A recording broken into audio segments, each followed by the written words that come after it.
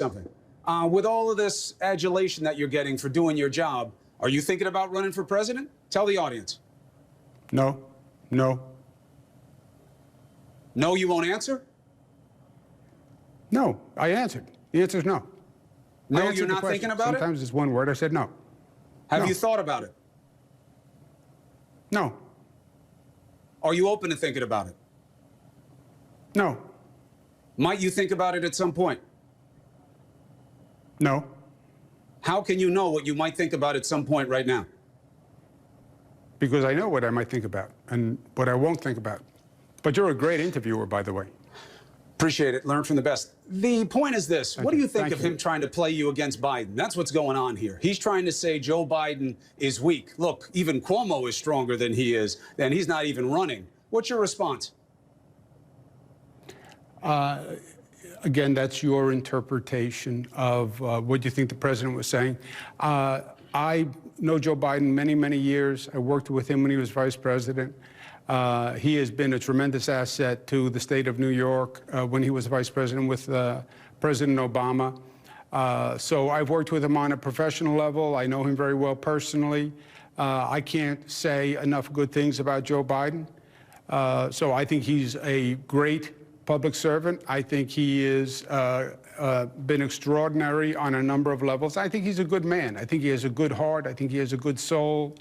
I think he's well-meaning. He's knowledgeable as heck. He has wisdom. And I think he's a leader. You know, at one point, Chris, it comes down to a simple concept. It's about leadership, right? The experience, the wisdom, the capacity to do the job. Not just think about it, not just talk about it, not just tweet about it, do the job. And Joe Biden is a guy who does the job for real Americans, right? We grew up, Right. We're middle-class New Yorkers. We relate to him that way. He relates to people all across the country that way. And his sense of connectivity, his sense of capacity, you put all that together, and he's the real deal. Well, we'll see. He's got to get through his primary. There's a long race to go. We'll see how this plays for the president. Two quick things. One, what do you still need in terms of the urgency? Where are you on ventilators? Where are you on PPE? Where are you in terms of being up to where you need to be because of what you think is coming in context of Tony Fauci telling America today the sober reality that we could lose 6 digits in terms of the death toll in this disease, at least 100,000. What do you still need? Well, look, Tony Fauci is looking at the numbers, right? And that's why I respect him, and that's why I like to talk to him. Everybody has a theory, everybody has an idea, including you. I like to talk to Fauci. He has numbers, he has facts. We, in New York, you'll have different curves in different places around the country, right? Because the virus moves faster in some areas. It moves very fast in New York because we're a very dense area, we're very intense, we're on top of one another, so the virus moves fast. We are still on our way up the mountain of the curve. We hadn't hit the curve. One of the things we're doing now, I brought all the hospitals across the state together. First time ever. And I said, look, we're no longer New York City hospitals, Long Island hospitals, public hospitals, private hospitals, upstate hospitals. We're one hospital system. And we're going to operate that way. And we're going to share equipment. We're going to share staff. We're going to share resources. All the fiefdoms are broken down.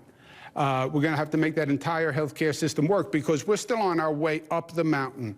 Right. The apex is anywhere from 6 days to 21 days away, depending on who you listen to.